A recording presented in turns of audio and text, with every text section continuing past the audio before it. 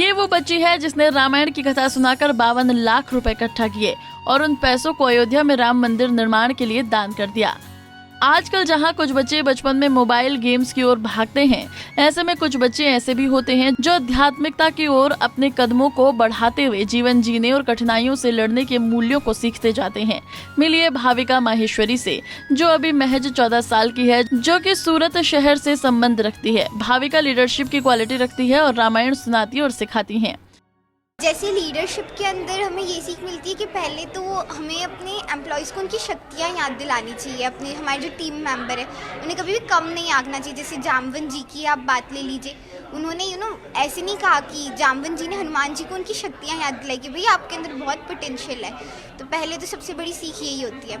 दूसरी, बिजनेस में मैं हर एक कांड से बोलती हूँ, तो आई गेस सुंदरकांड में एक बहुत अच्छी सीख है कि सुंदरकांड 2 कांड के बीच में है, एक किष्किंधा कांड और एक लंका कांड। किष्किंधा कांड में अगर आप पढ़ेंगे तो वहाँ पे ऐसा है कि सोचना ही नहीं है, बिना सोचे समझे, मतलब नहीं, उसमें सोचना बहुत है, सॉरी, उसमें बहुत सोचते हैं कि जब लक्ष्मण जी पूछते हैं कि जब माता सीता को ले जा रहे थे तो सुग्रीव जी आप क्या कर रहे थे, तो वो कहते हैं कि मैं सोच रहा था। और वही लंका कांड में देखिए तो टोटली अपोजिट के सोच, वहाँ पे कुछ भी नहीं सोचते कि सब बैठे थे बात कर रहे थे। तो रावण ने अपने मंत्रियों से पूछा कि क्या वो राम बहुत शक्तिशाली है, तो उनके मंत्री तो यस मैन वाले थे, वो कहते थे अरे नहीं आप पावरफुल है, उनका तो क्या है, वो वानर भालू है उनकी सेना में, आप ही जीतेंगे। तो यानी किष्किंधा कांड में देखिए तो वहाँ पे सोचना बहुत है, लंका कांड में देखिए तो बिल्कुल भी सोचना नहीं है, और उसके बीच में सुंदरकांड है। तो सुंदरकांड ये कहते हैं कि कभी भी कोई भी काम बिना सोचे समझे ना करे और कोई भी काम सोचते ही ना रहे। अगर कोई सोच अच्छी लग रही है तो उसमें अमल कर दीजिए। जब मैंने कथा स्टार्ट की थी जनवरी 14 को, जब सबसे पहले हमारे सूरत में राम मंदिर के लिए चंदा इकट्ठा होने लगा, तो 14 जनवरी से आई स्टार्टेड और मार्च अप्रैल तक आई गेस 52 लाख आ गए थे जो हमने राम मंदिर में। इन दिनों भोपाल में मानस भवन में आयोजित 3 दिवसीय पंचम अंतर्राष्ट्रीय रामायण अधिवेशन में देश विदेश से करीब 80 शोधकर्ता शामिल हुए, जिसका हिस्सा भाविका भी बनी थी। भाविका माहेश्वरी ने रामायण पर अपना पेपर एजेंट किया। आपको बता दें कि इस अधिवेशन में करीब 7 देशों से आए शोधकर्ताओं राम और रामायण पर अपने पेपर प्रेजेंट किए। रामायण को कभी भी हमें उस हिसाब से नहीं पढ़ना चाहिए कि ये एक सनातन धर्म का है, हिंदू धर्म का।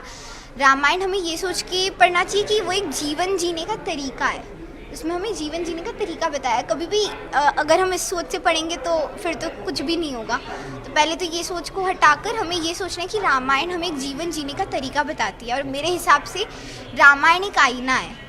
आप जैसे है ना वो आपको बताएगा कि आप अंदर से कैसे, और रामायण पढ़ेंगे आपको सब पता चलेगा कि आप कैसे हैं, क्या क्या गलतियाँ हैं, क्या क्या अच्छाइयाँ हैं। भाविका ने राष्ट्रपति द्रौपदी मुर्मू के ऊपर भी किताब लिखी है। किताब लिखने की कहानी भी बेहद दिलचस्प है। आज के बच्चे कल के भविष्य है, वो बुक मैंने एक वीडियो सीरीज़ बनाई थी और पापा ने सजेस्ट किया कि हम इसे बुक में क्यों ना कन्वर्ट कर दे, तो वो बुक तो वैसे हुई। और सेकंड, द्रौपदी मुर्मू जी का हम दिल्ली गए थे एक अवार्ड फंक्शन के लिए, तो वहाँ पे हमें अपॉर्चुनिटी मिली कि हम पूरा जो राष्ट्रपति भवन है वो अंदर से देख कर आए। तो जब मैंने अंदर से देखा, मैंने पहली बार वहाँ पे इतने बड़े बड़े स्टैर्स, और आजकल जो हम जाते हैं ना बहुत सारे महल में, सब फेल है उनके आगे। पूरा अंदर से देखा, बहुत अच्छा था। मेरे एकदम अचानक से क्वेश्चन आया पापा से, पापा यहाँ रहते कौन है? तो पापा ने कहा कि अभी तो रामनाथ कोविंद जी रह रहे, पर अभी द्रौपदी मुर्मू जी आ सकती, वो ऐसे कैंडिडेट चुनी गई हैं।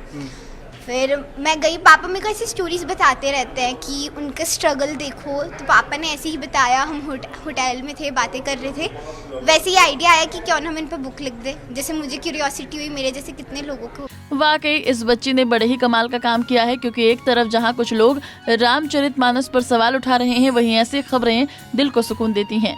Bureau report, Punjab Kesari TV. हमसे जुड़े रहने के लिए हमारे YouTube चैनल को सब्सक्राइब करें और नई वीडियो की नोटिफिकेशन के लिए बेल आइकॉन को दबाएं। अगर आप ये वीडियो Facebook पर देख रहे हैं तो लाइक जरूर करें और ज्यादा से ज्यादा शेयर करें। धन्यवाद।